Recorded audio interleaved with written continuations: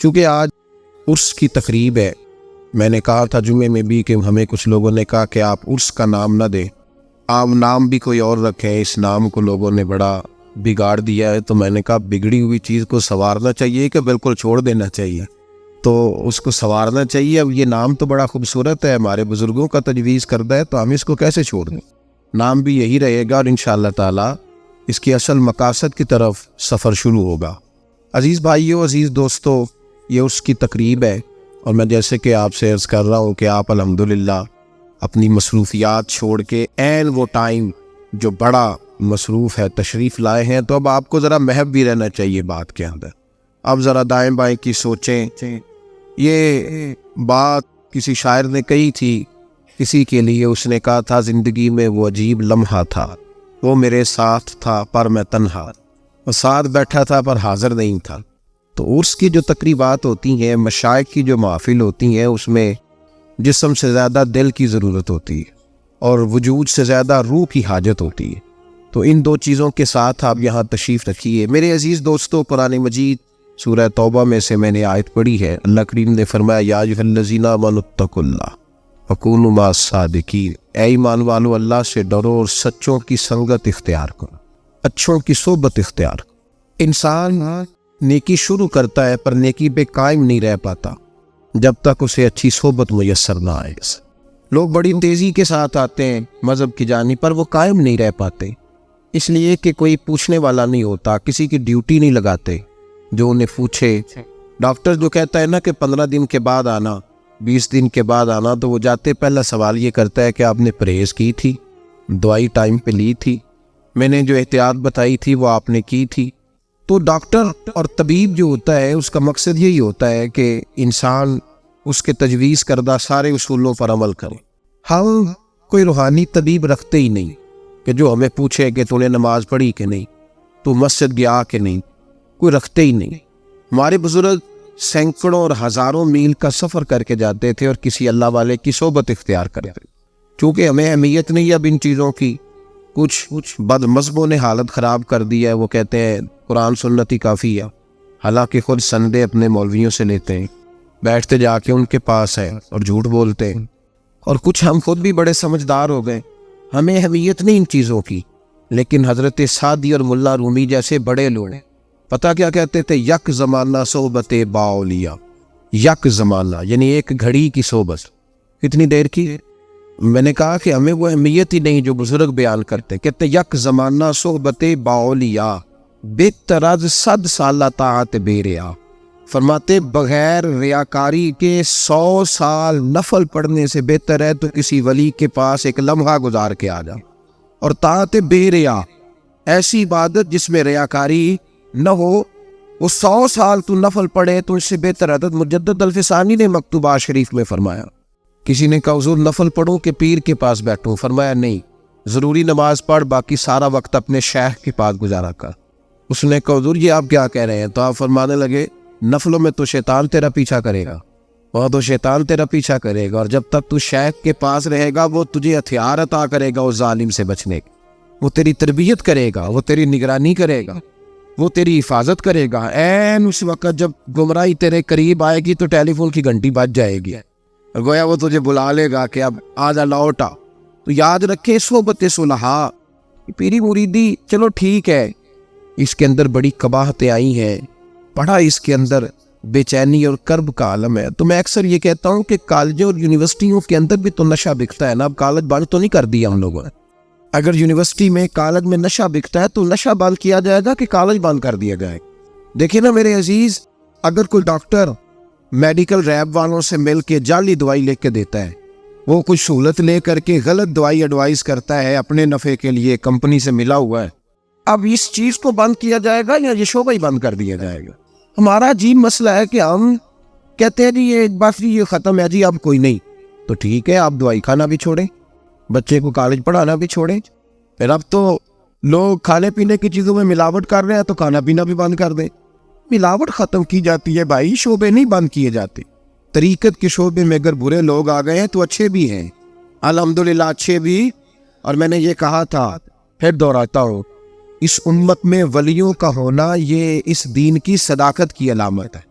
اس میں ولی تھے، ولی ہیں، اور قیامت تک انشاءاللہ موجود رہیں گے۔ اس امت کا وجود اولیاء کے وجود سے خالی نہیں ہوگا، ہوں گے۔ اعلیٰ حضرت نے کچھ شرطیں بیان کی، فرماتے 4 شرائط ہونی چاہیے اگر تم نے کسی کو پیر بنانا ہے۔ پہلی شرط اس کا عقیدہ صحیح ہو، اس کا نظریہ صحیح ہو، یہ پہلے طے کر لیں۔ پہلے تمہارے پاس گنجائش ہے، بعد میں نہ ٹٹولتے پھرنا کہ پیر صاحب تو ایسے کہہ رہے۔ پہلے تیاری کر لیں، عقیدہ اس کا صحیح ہو، نہ رافضی ہو، نہ خارجی ہو، نہ بد مذہب ہو، مضبوط بہترین اہل سنت کے ڈٹے ہوئے عقائد پر قائم ہو، تگڑے عقائد، ڈٹا ہوا۔ اس کا نظریہ اس طرح کا نہ ہو کہ یہاں کچھ ہو اور حرم شریف جائے تو کچھ ہو، وہ جہاں بھی ہو ایک ہی ہو، بات ختم ہو گئی۔ ڈٹ جائے جہاں بھی ہو، وہ بہرحال عقیدے کے لحاظ سے چٹان ہو۔ اعلیٰ حضرت کے بارے میں سید دیدار علی شاہ صاحب کہا کرتے تھے، ذات کے پٹھان ہے پر عقیدے کی چٹان ہے۔ ڈٹ کے اچھے نظریات، یہ تھوڑا سا ادھر تو تھوڑا وہ بھی صحیح ہے تو تھوڑا یہ بھی، اس سے نکلیں۔ پہلی بات عقیدہ ٹھیک ہو۔ دوسری بات اعلیٰ حضرت فرماتے کم از کم اتنا علم تو جانتا ہو کہ اپنی ضرورت کا مسئلہ ہی کتاب سے نکال لے۔ پیر صاحب نانا سجدہ صاحب کرتے پھرے بار بار، کم از کم اپنی ضرورت کا علم تو اتنا تو جانتا ہو۔ بے علموں جو کرے فقیری، حضرت سلطان بہو آکھیا جو میں نہیں جی آکھیا، انہاں چھوٹا موٹا فتویٰ ہی نہیں دیتا، کتنی بڑی بات کر دی، میں نہیں جی آکھیا، پھر تو آکھیا ان تک جنی واری آکھیا، یا حضرت سلطان بہو آکھیا۔ بے علمہ جو کرے فقیری ہو وہ کافر، یعنی نہ گمراہ کا، نہ بد مذہب کا، نہ گناہگار کا، سیدھا کافر ہی کہہ دیے، ان کا فتویٰ ہے۔ بے علموں جو کرے فقیری ہو کافر، مرے دیوانہ ہو، اور علم ہی نہیں جب تم میں تو عمل کیا ہوگا؟ جس خیابہ میں شجر ہی نہیں وہاں پھل کیا ہوگا؟ پہلے سیکھ تو لو، جانا کدھر؟ تو کم از کم اتنا عالم ہو، ضرورت کے مسائل۔ اعلیٰ حضرت کے خلیفہ تھے حاجی لال خان ان کا نام تھا، بہت بڑے زمیندار تھے، جاگیردار تھے۔ مولا ظفر الدین بہاری صاحب فرمایا کرتے اعلیٰ حضرت نے خلافت دے دی، تو ہم نے کہا کہ یہ تو کبھی مدرسے بیٹھا ہی نہیں آیا، نہیں تو اس کو خلافت مل گئی ہے۔ تو کہ ایک دن ہم ایک مسئلے میں بحث کر رہے تھے، گفتگو ہو رہی تھی، تو ہم سے حل ہی نہ ہو، تو حاجی لال خان صاحب کہنے لگے جاؤ فتاوی رضویہ کی 4 جلد اٹھا کے لاؤ، میں تمہیں نکال کے دکھاتا ہوں کہاں لکھا ہوا ہے۔ کہتے ہم نے پلٹ کے دیکھا تو ہم نے کہا بابا تو نے کہاں پڑھا ہے؟ کہنے لگے میں بھی فاضل بریلوی کے پاس چھپ چھپ کے دین سیکھتا رہا ہوں، میں ان کے پاس بیٹھا کرتا تھا، ان کی صحبت نے مجھے اور اعلیٰ حضرت نے خود لکھا ہے، فرمایا میں نے بہت سے سند یافتہ جاہل دیکھے، ڈگری ہے علم کوئی نہیں، حضور علم کب آتا ہے؟ فرمایا کتب بینی مسلسل کرے اور صحبت علماء میں رہے تو اس کو علم، الحمدللہ اس کو علم آ جائے گا۔ میرے ایک بیلی سنگی ہیں، دوست ہے، پیر بھائی ہیں، ان کے ابا جی ایک دن کہنے لگے نا تھوڑا پولا تو کرو، کسی نے کھنگڑ ہی نہیں دینا۔ میں کہ پولا جے باقی ہے تو باقی یہ تگڑے جے سارے۔ حضرت محدث اعظم رحمۃ اللہ تعالیٰ لے کے ایک مرید نے کہا، مرید تھا آپ کا، تو فیکٹری بنائی تھی، وہ نٹ قابلے پرزے بناتے تھے، فیصل آباد مین بازار لگتا تھا اس کو قریب، تو اس نے مسجد بھی بنا لی۔ حضرت صاحب کے پاس گیا، کہنے لگا جی کوئی خطیب صاحب دے، میری فیکٹری میں 400-500 بندہ کام کرتا ہے تو جمعہ پڑھانا ہے۔ صاحب نے ایک بندہ دے دیا، پہلے دن ہی اس نے نہ رافضی چھوڑے نہ خارجی چھوڑے، دودھ کا دودھ اور پانی کا پانی کر دیا پہلے جمعے میں۔ تو عصر کے بعد حضرت کے پاس گیا، کہنے لگا یہ تو سب ہوتا گرم دیتا ہے، کوئی پولا دیو، اس نے تو دیڑ کے رکھ دی ہے، نہ سود کا مسئلہ چھوڑا ہے، نہ اس نے کوئی اور شے چھوڑی ہے، نہ اس نے کوئی صحابی کا بے ادب چھوڑا ہے، نہ اہل بیت کا، ہر چیز کاٹ کے رکھ دی ہے۔ تو تھوڑا سا آپ مجھے آدمی ایسا دیں جو نرم ہو۔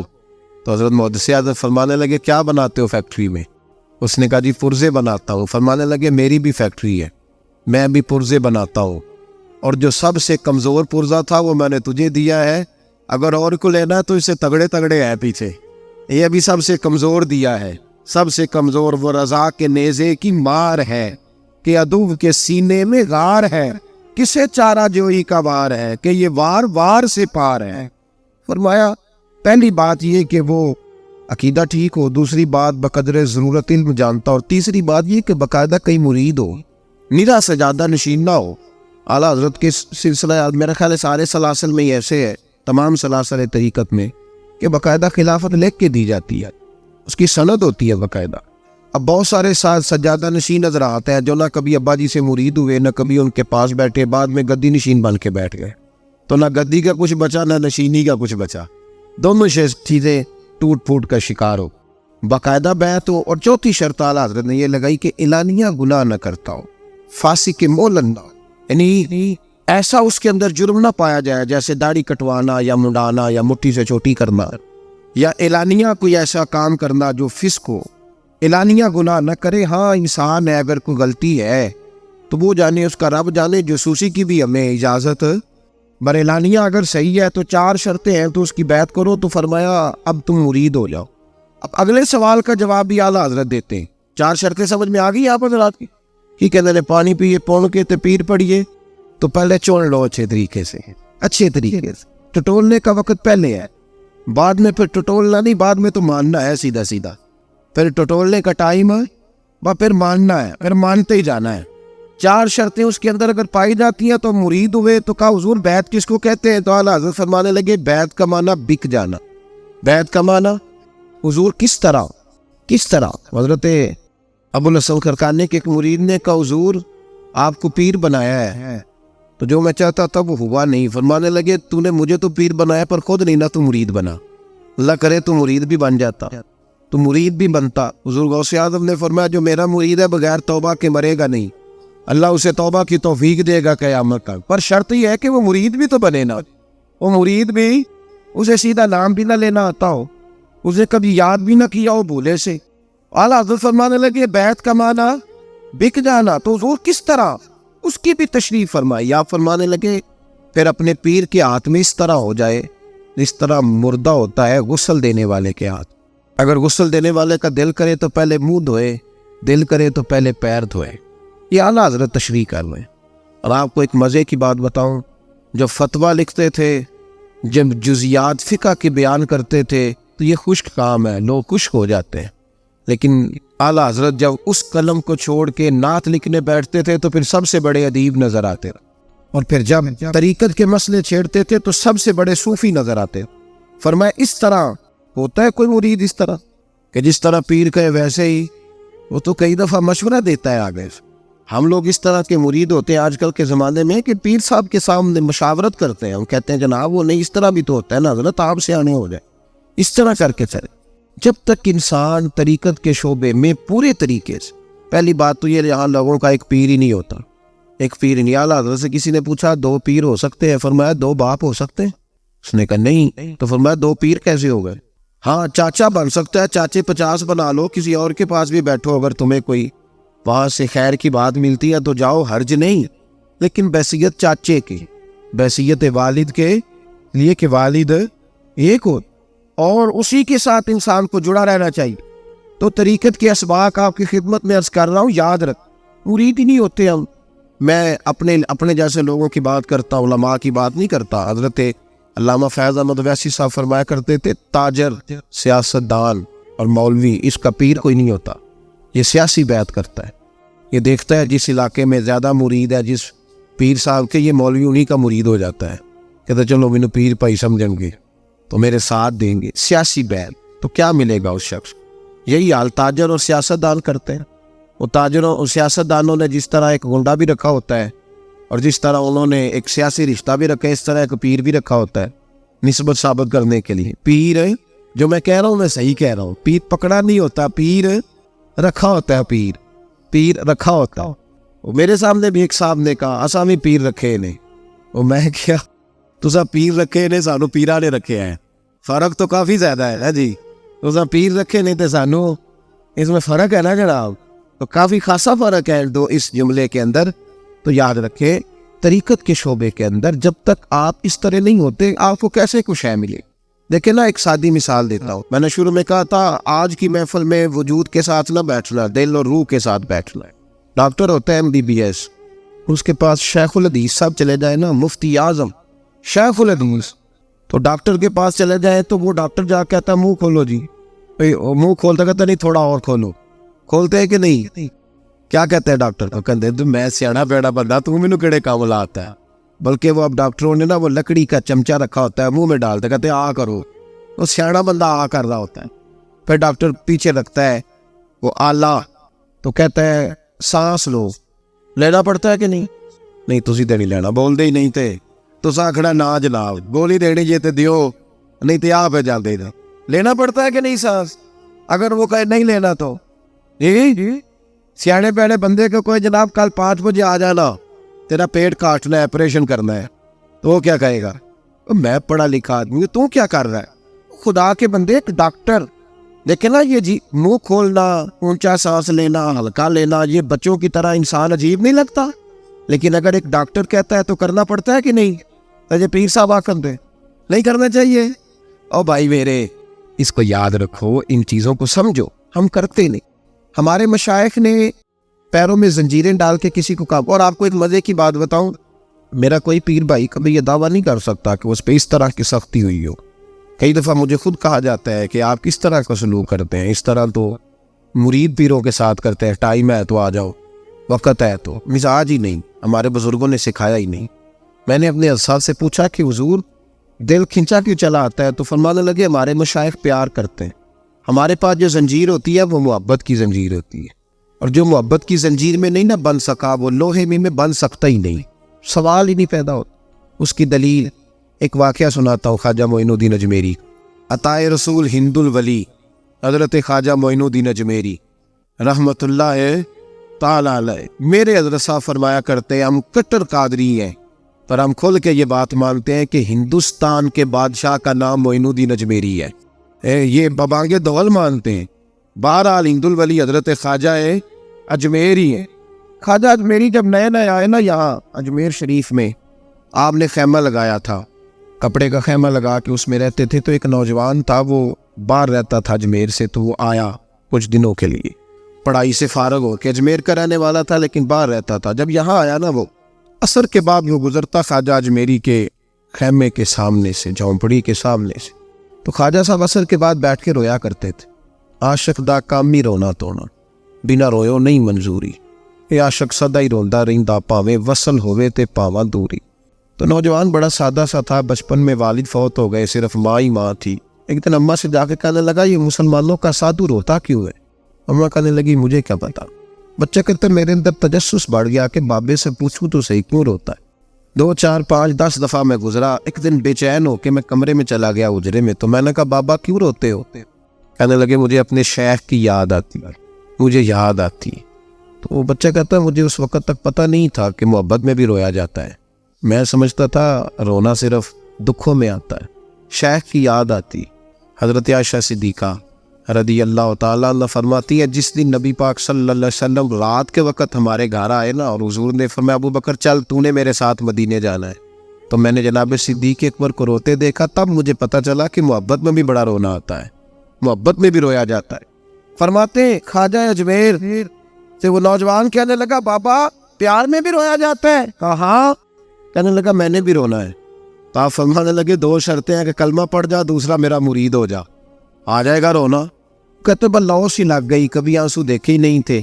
حضرت اجمیری کہتے ہیں اس طرح کر لے۔ کہنے لگا جی میں اپنی اماں سے پوچھ لوں۔ اماں کے پاس گیا تو اماں کہنے لگی، بیٹے میں تجھے جانتی ہوں، تیرے دل میں جو بات بچپن سے آ جاتی ہے نا، پھر وہ نکلتی کوئی نہیں، تو اس طرح کر لے جس طرح بابا کہتا ہے، اس لیے کہ تو نے پیچھے تو ہٹنا نہیں۔ جا کے مرید ہو گیا، کلمہ پڑھ گیا۔ اب بابا جی کہتے ناشتہ بھی میرے ساتھ کرنا ہے، شام کا کھانا بھی، اور فجر کی سیر میں بھی تو ساتھ جائے گا۔ پریت ہو گئی، پیار بڑھ گیا، پر کٹ گئے، زندگی بابے سے وابستہ ہو گئی۔ اب چند مہینے جب گزر گئے نا، پوری لو لگ گئی، تو بابا جی کہنے لگے بیٹے تیری 3 چھٹی ہے، 3 دن تو نے مجھے ملنے نہیں آنا۔ بالکل 3 دن کے بعد آنا۔ اس نے کہا مسئلہ ہی کوئی نہیں، پرواہ ہی نہیں تھی نا، پتہ ہی نہیں تھا۔ تو وہ چلا گیا گھر، صبح سے شام تک رہا۔ شام کو اماں نے روٹی دی تو 3 روٹیاں کھایا کرتا تھا، اب ایک لقمہ بھی نہ توڑا جائے۔ اماں کہتی بیٹی خیر ہے؟ کہا اماں جی پتہ کوئی نہیں، کو اندر کمی ہے کسی چیز کی، کوئی خبر نہیں، پتہ کوئی نہ۔ خواجہ صاحب رحمۃ اللہ تعالیٰ علیہ کا وہ مرید، اماں بار بار پوچھتی لیکن کوئی بات ہو تو بتائے نا، کچھ نہیں اماں کوئی نہیں۔ بڑی مشکل سے شام ہوئی، شفق غائب ہوئی، اندھیرا جو چھایا، ساری دنیا بستر پہ لیٹ گئی، تو اس نے اٹھ کے چھت پہ گھومنا شروع کر دیا۔ بچہ نہ سوئے تو اماں کیسے سوئے؟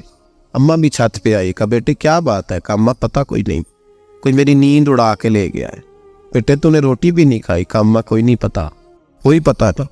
جب 12 بجے کے بعد کا وقت آیا تو پھر ہلکے ہلکے آنسو نکلے، اور جب سحری چمکی تو دھاڑے مار کے رویا۔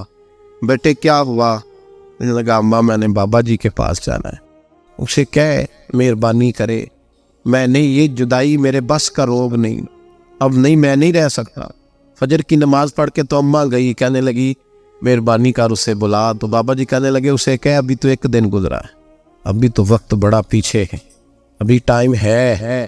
بس اگلے دن کی جو شام ہوئی تو ماں کے قدموں میں گر گیا, کہنے لگا خدا کا واسطہ اسے کہو میرا نہیں گزارا ہو, اب نہیں, اب عادی ہو گیا ہو, اب اگر اس کی دید کا نشہ نہ ملا تو مر جاؤں. حضرت اجمیری رحمت اللہ علیہ کے پاس اماں روتی ہوئی آئی, کہنے لگی بابا مجھے نہیں پتا تیرا اس کا رشتہ کیا ہے, میں تو ماں ہوں. اس کے آنسو گرتے ہیں تو میرا کلیجہ پھٹتا ہے, وہ جب روتا ہے تو میری جان نکلتی ہے, مہربانی کر اسے دید کا نشہ دے, میرا بیٹا ہے, بلکتا ہے, دیکھا نہیں جاتا. جب یہ لفظ کہے تو آپ فرمانے لگے ماں تو اویس کرنی کی ہو تو میرے رسول دیدار منع کر دیتے ہیں, تو ماں بن کے آئی ہے تو تجھے کیسے روک دوں. فرمایا جا اسے کہہ آ جائے. اب وہ وہاں سے نکلا تو دوڑا آیا اور آ کے کھڑا ہوا تو حضرت اجمیری مریدوں کو سبق پڑھا رہے تھے, کتاب کھلی ہوئی, بات ہو رہی تھی مریدوں کے ساتھ گفتگو ہو رہی. وہ آ کے کھڑا ہو گیا, ایک نظر یوں اٹھائی تو دروازہ, بڑی دیر سے کھڑا, یوں نظر اٹھائی اس کی طرف دیکھا, بس دیکھا ہی تھا کہ وہ دھاڑے مار کے رونے لگا. تو حضرت اجمیری نے مسکرا کے ایک جملہ کہا, فرمایا پتہ چل گیا محبت میں بھی رونا آیا کرتا ہے. پتہ چل کے دوڑ کے قدموں میں آیا. اور پھر لوگ کہتے ہیں وہ آیا نا تو آنسو حضرت اجمیری کے بھی نکل گئے, رو پڑے, آہیں نکلی. فرمانے لگے بیلیا رات سویا نہیں نا؟ کہا حضور نہیں. فرمایا میں بھی نہیں سویا. تو اگر بیدار تھا تو کل شام روٹی نہیں نہ کھائی؟ حضور نہیں کھائی. فرمایا میں نے بھی کوئی نہیں کھائی. یہ محبت دو طرفہ ہوتی ہے, یک طرفہ تھوڑی ہوتی. اگر تو نے نہیں کھائی تو میں نے کب کھائی؟ میرے بھائی ہمارے مشائخ نے محبت کی زنجیروں میں باندھا مریدوں, تو بند گئے, گزارے نہیں ہوتے تھے, وقت ہی نہیں گزرتا تھا, صبح اور شام میں وابستہ رہتی تھی, کوئی پابندی نہیں تھی ان پر, ان کی طرف سے کوئی جبر نہیں تھا. لیکن یہ رنگ, یہ انداز, یہ ڈھنگ, پھر جو شیخ کی یاد میں رونا سیکھ جاتا تھا نا, اس کے لیے مدینے کی یاد میں رونا آسان ہو جاتا تھا, اس کے لیے پھر حضور کا دیدار مانگنا آسان ہو جاتا. یہ سلسلہ پھر آگے بڑھتا چلا جاتا تھا. میرے اعلیٰ حضرت فاضل بریلوی رحمت اللہ تعالیٰ علیہ کا ایک مرید تھا, تو بیعت ہونے آیا. سختی کوئی نہیں تھی نا, کسی کو کچھ کہتے نہیں تھے, نہ کوئی مطالبہ تھا, نہ کوئی نظر نیاز تھی, نہ اس والے دن پابندی تھی کہ ہر مرید 2000 لے کے آئے. یار میرے پیر صاحب کا عرس ہے نا, تو میں لوگوں سے مانگتا پھروں, بڑی مبہم سی بات ہے نا. یہ کوئی ہمارے سلسلہ عالیہ میں یہ مزاج ہی نہیں, تربیت نہیں ہوئی, ورنہ تو پیروں نے جیبیں 2-2 3-3 رکھی ہوئی ہیں. 10 والا کہاں ڈالنا ہے, 100 والا کہاں ڈالنا ہے, 500. ویسے بابا کو جذب تاری ہے, نوٹوں کی اسے ساری پہچان ہے. اعلیٰ حضرت رحمت اللہ تعالیٰ علیہ اس مزاج سے بالکل باہر تھے. آپ فرمایا کرتے تھے میں نے اپنی زندگی میں بہترین اعلیٰ نسل کی گائے بھینس تیار کر کے اپنے شیخ کے ہر سال پہنچائی ہے, لیکن مطالبہ اس لیے نہیں کیا کہ مطالبہ وہ کرے جسے اللہ رسول کوئی کمی چھوڑے. جس کی موجیں لگی ہیں اسے مطالبے کی کیا ضرورت. میرے کریم سے گر قطرہ کسی نے مانگا, دریا بہا دیے ہیں, دربے بہا دی. مرید تھا, بیعت ہو گیا, رامپور کا رہنے والا تھا, فاضل بریلوی کی خدمت میں آیا کرتا تھا. اس نے کہا بیعت ہونا ہے, مرید ہو گیا. وہ کہتا ہے میں آیا کرتا روٹین کے جمعے جیسے ساری دنیا پڑھاتی ہے, روٹین کے معاملات. تو اس پہ گیا کسی بزرگ کے, تو وہاں اسے کسی نے کہا کس کے مرید ہو؟ اس نے کہا مولانا احمد رضا کے. او تو مولوی کا مرید ہو گیا, کسی درویش کا ہونا چاہیے. وہ تیری شریعت کی بیعت ہے, یہاں طریقت کی بھی کر لو, طریقت کی. وہ شریعت کی بیعت ہے تو طریقت کی بھی کرو. نوجوان تھا, قابو آ گیا کسی کے, جب بیعت ذرا زیادہ چھیڑی, کیا ملا اور کرامت دیکھی. کوئی تو نے فٹافٹ پکی زمین پر کبھی گھاس اگتے دیکھی؟ کبھی ان کی پھونک سے جن نکلتے دیکھے؟ کوئی شے دیکھی ہے اس نے؟ نہیں, میں نے تو سیدھا سیدھا دین پڑھنا پڑھانا دیکھا. انہیں تو مولوی کا مرید ہو گیا. تو واپس آ جا. کس کا مرید ہو جا؟ اس نے کہا میرا ہی ہو جا. تیاری اسی لیے کرا رہا تھا. مرید ہو گئے وہاں درویش صاحب کے. کہتے ہیں وہیں رات کو سویا تو خواب میں اعلیٰ حضرت کا دیدار ہوا, خواب میں. اور اعلیٰ حضرت کو غصہ کبھی کبھی آتا تھا پر بڑا ہی سخت آتا. ہاتھ میں چھڑی پکڑا کرتے تھے, چھڑی پکڑنا سنت ہے نبی پاک صلی اللہ علیہ وسلم. کہتے ہیں میرے خواب میں آئے تو 2-3 دفعہ چھڑی زمین پہ ماری. فرمانے لگے لا میرا شجرہ واپس کر, اور جو میں نے شجرہ دیا تھا نا ادھر لا واپس. آنکھ کھولی تو چیخ مار کے اٹھا. سویرے بریلی شریف پہنچ گیا. سید قناعت علی صاحب فرماتے ہیں کہ 10 بجے آیا، اعلیٰ حضرت زور سے پہلے اپنے حجرے میں لکھتے رہتے تھے، باہر نہیں آیا کرتے. زور سے پہلے آیا تو رونے لگا، کہنے لگا میری ملاقات کرا دو، جلدی کرو. اب فرمانے لگی ملاقات کیسے کرا دیں، ہماری طاقت ہی نہیں دروازے تک جانے کی، وہ دین کا کام کر رہے ہیں، لکھنے لکھانے کا مشغلہ ہے، کیسے جائیں؟ اس نے کہا بڑا بے چین ہوں، مہربانی کرو ملاقات کرا دو. جب بہت زیادہ رونے لگا تو کہتے ہم نے کہا بھی ہماری نہیں ضرورت، ابھی ہم یہ لفظ کہہ ہی رہے تھے کہ اعلیٰ حضرت تشریف لے آئے. اور طبیعت مبارک یہ تھی کہ کوئی آتا تھا تو پہلا سوال سلام کے بعد کرتے تھے، آپ نے فقیر کے لیے کیوں تکلیف فرمائی، کیوں تکلیف میں ڈالا، اتنا سفر فقیر کے لیے کیوں کیا؟ اور جب آئے آج تیور بدلے ہوئے تھے، کھڑے ہوتے ہی فرمانے لگے کیوں بھائی لائے ہو شجرا ہمارا؟ شجرا اٹ سٹ تے پکڑا کوار گندل اسی اور بھی بوٹیاں جاننے ہیں. یہ 1.5 منٹ لگتا ہے، اس سے زیادہ نہیں، صرف 1.5 منٹ لگتا ہے. لاؤ شجرا واپس کرو، جاؤ جہاں سے کچھ ملتا ہے وہاں سے لے لو، لاؤ. وہ کہتا ہے میری حالت اتنی غیر تھی کہ جیسے کسی نے مجھے جکڑا ہوا، لاؤ واپس کرو. تو کہتا ہے میرے کانپتے ہاتھ جیب میں گئے اور میں نے شجرا نکال کے دے دیا، شجرا لیا اور کہنے لگے اس کو روٹی کھلاؤ اور ٹرین پہ بٹھا دو. کہتے اندر تشریف لے گئے. اب وہ تڑپنے لگا، ہم نے پوچھا ہوا کیا؟ تو اس نے کہا اس طرح کر کے وہاں گیا تھا، یہاں تو لوٹ سے ہی لگی ہوئی ہے نا. کہتے میں اتنے بھی مرید آتے، پھر میں اوتھے بھی مرید آتے، پھر اس تو بعد تینوں اور کام کوئی نہیں. کس طرح نبھاتا ہے یہ، کس طرح کا سلسلہ ہو گیا؟ ہم نے کہا ہے کہ کسی جگہ جانا باشرہ آدمی ہو تو ہم منع نہیں کرتے، لیکن چچا کی حیثیت سے جائے گا، والد کی حیثیت سے جا سکتا؟ یہ کیسے ممکن ہے؟ اسکول میں ہیڈ ماسٹر کتنے ہوتے ہیں، والد کتنے ہوتے ہیں، گاڑی چلانے والے ڈرائیور کتنے ہوتے ہیں؟ تو جب ہر چیز میں یگانگت ہے، وحدانیت ہے اور گزارا ہوتا ہی نہیں، اور یہی دلیل ہے کہ اللہ بھی ایک ہی ہے، خدا بھی بولتے کیوں نہیں آپ، اللہ بھی ایک ہے. کہا لاؤ شجرا، لے کے چلے گئے. وہ کہتے جب بعد میں پوچھا تو کہنے لگا مجھ سے غلطی ہوگی، میں بھول گیا تھا. سید ایوب علی رضوی صاحب کہنے لگے جلال جتنا ہے نا پیار اس سے بھی زیادہ ہے، ابھی نکلیں گے تو معافی مانگ لینا. اس نے کہا ان کے تیور جو تھے وہ تو میں نے دیکھے ہی نہیں. فرمایا آنے تو دو ایک دفعہ، تو لفظ تو ادا کر معافی کا. یہ رحمت للعالمین نبی کے ماننے والے، یہ رحمت للعالمین رسول کے ماننے والے، انہیں تو معافی تو کرنا آتا ہے. دو ہی تو باتیں ہوتی ہیں، ذرا سی نظر جھکی نہیں اور وہاں سے کرم کا دریا بہا. دنیا دار سخت ہوتے ہیں اور جو آکڑ جاتا ہے وہ مردہ ہوتا ہے، جو زندہ ہوتا ہے اس کے اندر لچک ہوتی. ظہر کی نماز پڑھنے اعلیٰ حضرت تشریف لائے تو مسجد میں بیٹھا تھا، کوئی توجہ نہیں کی. میں ویکھاں تے میرا یار نہ ویکھے، اے میں نہ ویکھاں تے او ویکھے، ایڈے نصیب کتھوں تتڑی دے میرے وچ ویکھن دے ویکھے. یار تے تیرے اندر وسدا ہے، تینوں ایویں پین پلیکھے. غلام فریدہ بوئے یار دے مریے، پاویں ویکھے یا نہ ویکھے. حضرت سید صاحب فرماتے ہیں کہ زور پڑی تو وہ ساتھ بیٹھا، توجہ کوئی نہیں کیا اعلیٰ حضرت، کوئی خیال نہیں فرمایا. نماز پڑھ کے رضا مسجد کی سیڑھیاں اترنے لگے تو پیروں پہ ہاتھ رکھا، کہنے لگا خدا کا واسطہ معاف کر دو. اعلیٰ حضرت نے اٹھا کے سینے سے لگایا اور ایک تاریخی جملہ کہا، تاریخی جملہ. آپ فرمانے لگے وہ دنیا میں طریقت کون سی ہے جو بغیر شریعت کے چلتی ہے؟ وہ کون سی ہے؟ فرمایا جس کو جو بھی ملتا ہے شریعت کی پیروی کی برکت سے ملتا ہے. اور فرمایا لا اس کو پکڑ کے میرے سامنے جو تجھے یہ دلیل دیتا ہے کہ طریقت اور ہوتی ہے شریعت اور ہوتی ہے، لا اسے پکڑ کے میں اسے سمجھاؤں. میرے بھائی اپنی زندگی کے اندر انہوں نے جن لوگوں کو مرید کیا، جن لوگوں کو بیعت فرمایا، اعلیٰ حضرت کا طریقہ تھا جب کسی کو مرید کرتے تو کہتے تھے کیا ہے میں مرید ہوتا ہوں غوث پاک کا، اس کا مرید ہوتا ہوں غوث اعظم کا. اور میاں شیر محمد شرک پوری رحمۃ اللہ علیہ فرماتے ہیں میں نے خواب دیکھی تو غوث اعظم کا دیدار ہوا. تو میں نے کہا حضور اگر آپ کے جلوے دیکھنے ہو تو کہاں ملیں گے؟ تو غوث پاک نے فرمایا بریلی میں مولانا احمد رضا کو دیکھ کے آؤ، میرے نائب ہے. اور حضرت امیر ملت پیر جماعت علی شاہ صاحب محدث علی پوری بھی فرماتے ہیں میں نے خواب دیکھا غوث پاک کا دیدار ہوا. کہ حضور آپ کی زیارت کرنی ہو، آپ کا جلوہ اس وقت دیکھنا ہو تو کہاں دیکھوں؟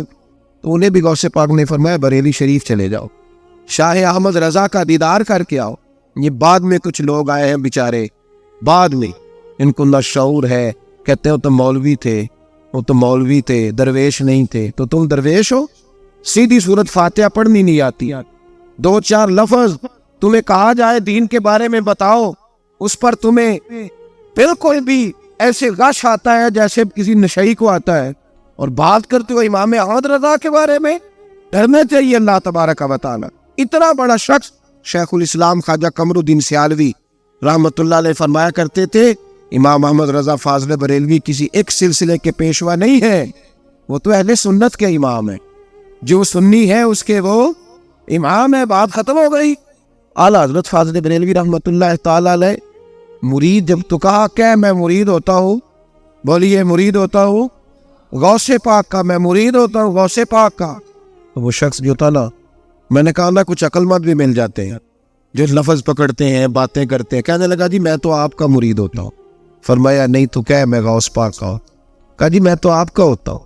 کہتے سامنے بیٹھے تھے اتحیات کی حالت میں، اعلیٰ حضرت نے اللہ اکبر کہا، اللہ اکبر، اور زور سے جو ہاتھ مارا نا زمین پر تو وہ شخص بے ہوش ہو کے گر گیا، کپڑے اس نے پھاڑ لیے، حالت غیر ہو، اٹھ کے چلے گئے نماز پڑھ۔ واپس آئے تو کہنے لگا جی مہربانی کریں میں غوث پاک کا ہی مرید ہوتا ہوں، مہربانی کریں۔ لیکن سودا کھرا اس کو ملتا ہے جو ان دیکھے مان جائے، دیکھ داکھ کے ماننے والے کو کئی دفعہ صفر ہی اس کے کھاتے میں آتا ہے، زیرو ہی نمبر ملتے ہیں اس کو دیکھ داکھ کے جمانے۔ فرمایا تو کہہ رہا تھا میں آپ کا مرید، اب کیا ہوا؟ کہنے لگا جب آپ نے اللہ اکبر کہا ہے تو میں نے غوث اعظم کو آپ کے سرانے کھڑے ہوئے دیکھا ہے، تو سرانے کھڑے تھے آپ۔ اعلیٰ حضرت فرمانے لگے میں نے ساری زندگی گن گائے ہیں، مجھے وہ بے آبرو چھوڑ سکتے؟ میرے بھائی طریقت میں، فقاہت میں، روحانیت جو مقام اعلیٰ حضرت فاضل بریلوی رحمۃ اللہ علیہ، لیکن شرط انہوں نے ایک ہی لگائی ہے کہ ہماری طریقت، تصوف، پیری، مریدی ساری نبی پاک کے دین کی پابند ہے، کوئی ایک جملہ، کوئی ایک بات اگر خلاف شرع ہوگی تو وہ ہم سے برداشت، سوال ہی نہیں پیدا ہوتا کہ ذرا سی بھی کوئی بات کوئی شخص کر کے گزر جائے، یہ ممکن ہی نہیں، ان کے مزاج کے خلاف تھا، وہ کرنے دیتے ہی نہیں، طبیعت ہی نہیں، مزاج ہی نہیں۔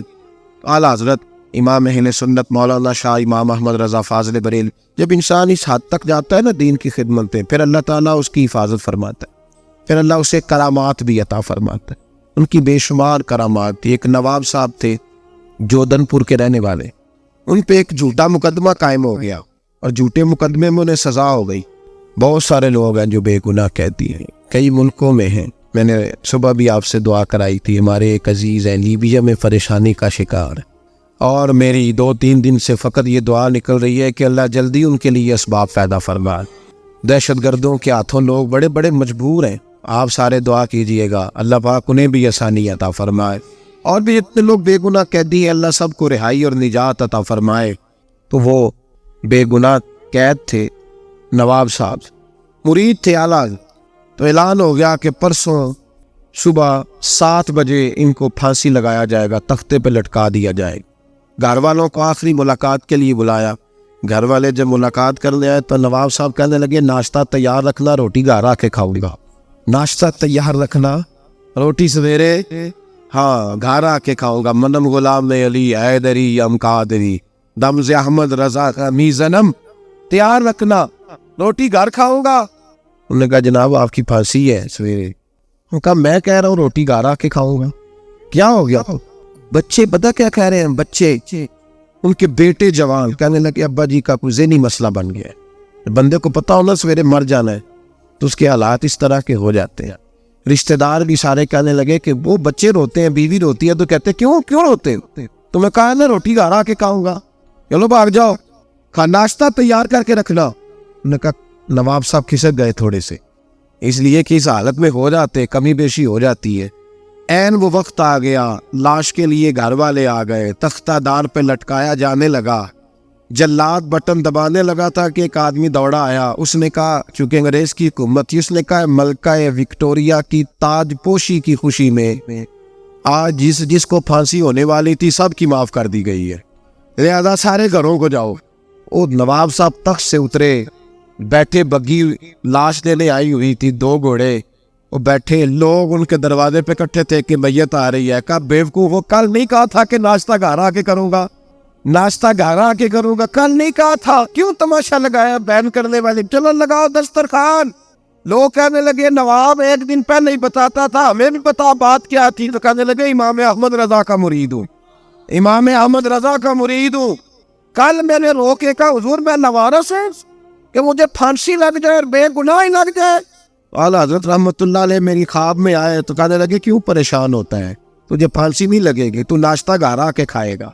کہتے مجھے پتہ نہیں تھا اسباب کیا ہے, پر میرے شیخ کی زبان سے جو جملہ نکل جاتا ہے میرے لیے حرف آخر ہوتا ہے. میں اس میں اپنی مرضی کے ترجمے, تشریحات, یہ وہ اس طرح بھی تو ہو سکتا ہے, یہ نہیں میں لگاتا. کہہ دیا تھا کہہ دیا تھا. اعلیٰ حضرت رحمت اللہ تعالی علیہ کو یہ کمال اللہ پاک نے عطا فرمایا کہ ان کی زبان سے جو نکل جاتا تھا رب ویسا فرما دیتا. اس طرح کے درجنوں اور بیسیوں کرامات آپ کی باب الکرامات کے اندر لکھی ہوئی. اور سب سے بڑی کرامت یہ تھی اعلیٰ حضرت کی دعا مانگا کرتے تھے. سجادہ نشینوں کو دیکھتے نا تو دعا مانگتے, کہتے ہیں اللہ میری اولاد میں 500 سال تک علم باقی رکھنا. کتنے سالوں تک؟ 5. بریلی شریف کے جو صاحبزادے ہیں نا ان کو اجازت نہیں اپنے نام کے ساتھ صاحبزادہ لکھنے کی. آپ جتنے بھی صاحبزادے آتے ہیں یہاں بھی الحمدللہ کافی کی, کسی کو حضرت صاحبزادہ لکھنے سے منع کرتے تھے, فرماتے تھے صاحبزادے نہ بنو, بندے دے پتر بنو. اکثر فرمایا کرتے تھے, فرماتے تھے بندے بنو, صاحبزادے وہاں اجازت نہیں, مزاج ہی. اعلیٰ حضرت عالم ہوئے تو ان کے بڑے بیٹے بہت بڑے عالم ہوئے, چھوٹے بیٹے اتنے بڑے عالم ہوئے کہ ہندوستان کے سب سے, اور لوگ تو تاریخ بھول جاتے ہیں. اعلیٰ حضرت کے چھوٹے صاحبزادے مفتی اعظم ہند جب سجادہ نشین تھے تو ضیاء الحق کے زمانے میں پاکستان میں ایک بحث اٹھی تھی کہ چاند نہیں نظر آتا. وہ اس طرح کرتے ہیں, کچھ لوگوں کو جہاز میں بٹھاتے ہیں تو 38,000 فٹ یا 40,000 فٹ کی بلندی تک جائیں اور چاند دیکھ کے آ جائے, اگر نکلا ہوا تو ٹھیک ہے. اب اس پر بحث ہونے لگی علماء کے کہ جائز ہے کہ نہیں. اوپر جا کے دیکھ آتے عید کا یا رمضان کا چاند. تو جب کوئی مسئلہ حل نہ ہوا تو پھر بریلی شریف حضور مفتی اعظم کے پاس فتویٰ بھیجا گیا. تو چھوٹے بیٹے اتنے بڑے مفتی تھے کہ انہوں نے کہا نبی پاک صلی اللہ علیہ وسلم نے چاند دیکھنے کا حکم دیا ہے, ڈھونڈنے کا اور پیچھے جا کے پکڑنے کا حکم نہیں دیا, اور پکڑ کے لاؤ کدھر ہے. تو نبی پاک صلی اللہ علیہ وسلم نے دیکھنے کو کہا ہے, تو زمین پہ بیٹھ کے دیکھو, نظر آ گیا تو ٹھیک ہے, نہ آئے تو بالکل جائز نہیں تمہارا جہازوں پہ بیٹھ کے چاند ڈھونڈنے جانا. تو ان کے فتوے پر پاکستان میں یہ قرارداد منظور ہوئی کہ چاند اوپر جا کے دیکھا نہیں. اس طرح کے درجنوں فتوے, 20 فتوے آپ نے اپنی زندگی میں دیے. ہمارے زمانے میں مفتی کم ہے, ناقل زیادہ ہے. بار شریعہ سے دیکھا لکھ دیا, فتاوی رضویہ سے دیکھا, وہ مفتی تھے, قرآن و سنت ان کو ازبر رہتا تھا, ایک ایک چیز کی درجنوں دلیلیں دے. امام احمد رضا فاضل بریلوی اتنے بڑے ولی تھے, اتنے بڑے کامل ولی تھے کہ ان کی اولاد میں بھی اللہ نے اس سلسلے کو جاری و ساری رکھا. اور وہ ترتیب کے ساتھ پہلے ان کے بڑے صاحبزادے, پھر چھوٹے, ان کے جو پوتے تھے نا ہمارے حضرت کے والد مولانا ابراہیم رضا خان, بہت بڑے مفسر تھے, بڑی مضبوط تفسیر قرآن پاک کی لکھی, اگرچہ مکمل نہ ہو سکی, وصال کر گئے, لیکن بہترین عالم تھے, مصنف تھے, مفسر تھے. اور سب سے بڑھ کر یہ تھا کہ جس طرح مدرسہ انہوں نے چلایا ہے تاریخ میں مثال نہیں ملتی. استادوں کی تنخواہیں دینے کے لیے قحط ہو گیا, جب پاکستان بنا ہے تو حالات خراب ہو گئے, وہاں دنگا فساد تھا, تو لوگوں نے کہا کہ 6 مہینے کے لیے علماء مدارس بند کر دیں, چھٹیاں دے دیں, نہ چندہ ہے نہ کچھ دینے کو ہے. تو مفسر اعظم نے اپنی زوجہ کا سارا زیور بیچ دیے, گھر کی ہر چیز بیچ دی. یہاں تو مدرسے کے نام پر کوٹھیاں بن رہی ہیں نا, بیچ دی ہر شہر, اور بیچ کر اساتذہ کی تنخواہوں کو مکمل کیا, لنگر پکائے. لوگوں نے کہا آپ کیسا کیوں کر رہے ہیں؟ فرمایا میرے دادا نے بنایا تھا تو میں پیچھے نہ چلوں. پھر اس کے بعد ہمارے حضرت ازہر یونیورسٹی تھے فاضل, اور حضور تاج الشریعہ کا کمال یہ ہے کہ میرے مصطفیٰ کریم نے فرمایا ولی وہ ہے چہرہ دیکھو تو رب یاد آئے. اور میں نے اپنی آنکھوں سے وہ لوگ دیکھے ہیں جنہوں نے صرف میرے حضرت کا دیدار کیا ہے اور اللہ اللہ کہتے دور بھاگتے نظر آئے, ان کو ان پر وجدانی کیفیات طاری ہو. اور اس کے بعد بھی حضرت کے صاحبزادے بہت بڑے عالم, بھتیجے, بھانجے, نواسے, پوتے, اپنے خاندان میں علم دین کو راسخ کیا ہے. بھائیو, ہمارے بزرگوں نے بہت بڑے کارنامے سر انجام دیا. مجبوری یہ ہے ہم لوگوں نے نہ کبھی اپنے بزرگوں کو پڑھا ہے, نہ سیکھا ہے, نہ اس طرف توجہ فرمائی ہے. اپنے سلاسل کو مضبوط کریں. جہاں بھی آپ مرید ہیں تعلق رابطے سے رہتا ہے, رابطہ نہ ہو تو حضرت علی فرمایا کرتے تھے جو اپنے ہوتے ہیں وہ بھی بیگانے ہو جاتے. تو اگر رابطہ رہے تو غیر بھی اپنے ہو جاتے. اللہ سمجھنے کی توفیق دے. یہ جو عرس ہے نا میرے اعلیٰ حضرت کا, میرا یہ عقیدہ ہے کہ جب ہم یہ والا دن مناتے ہیں تو اعلیٰ حضرت کا رخ بھی ادھر ہوتا ہے اور غوث پاک جیلانی کی توجہ بھی ادھر ہوتی ہے. یہ ہمارا نظریہ ہے. اور آج کی اسی اجتماع میں میرا یہ نظریہ ہے کہ دعاؤں کی قبولیت کے لمحے ہوتے ہیں. اپنے آپ دل کو لگا، تھوڑا سا ذکر ہوگا، دعا کر دیں گے، ختم شریف نماز کے بعد پڑھا جائے گا. ارادہ تھا پہلے ہی اس کو کر دیں، لیکن کچھ مجبوری ہے جس سبب سے اب اس کو تھوڑا سا ہم نے لیٹ کرنا ہے. نماز کے بعد انشاءاللہ ختم شریف ہوگا، شجرہ شریف ہوگا. خوش رہے، ہمیشہ آباد رہے. اللہ آپ کو ہنسنے اور مسکرانے والی زندگی عطا فرمائے. اور خداوند جتنے آپ آئے ہو اللہ ہر پہ اپنا خاص فضل فرمائے.